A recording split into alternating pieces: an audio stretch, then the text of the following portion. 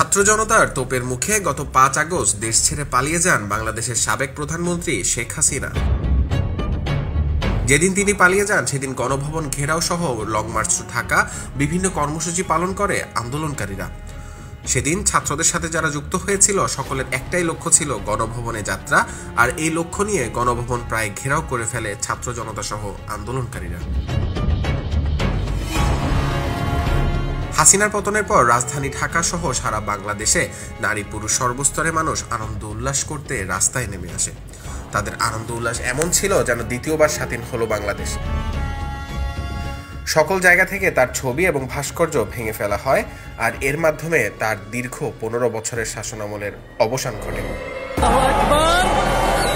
অপরদিকে সিরিয়ায় বিদ্রোহীদের আক্রমণের মুখে প্লেনে করে দামেস্ক ছেড়ে পালিয়েছেন প্রেসিডেন্ট বাশার আল আসাদ, আর এর মাধ্যমে তার দীর্ঘ ২৪ বছরের শাসনের অবসান হল। রবিবার ৮ ডিসেম্বর আন্তর্জাতিক গণমাধ্যম বিবিসি ও রয়টার্স এ তথ্য জানিয়েছে। তবে সিরিয়ায় প্রেসিডেন্ট দামেস্ক ছেড়ে কোথায় পালিয়ে গেছেন তা জানা যায়নি। আসাদের শাসনের সমাপ্তি দেশটির ইতিহাসে নতুন একটি অধ্যায়ের সূচনা করেছে বলে মনে করছেন সিরিয়ার সশস্ত্র বিরোধী গোষ্ঠী।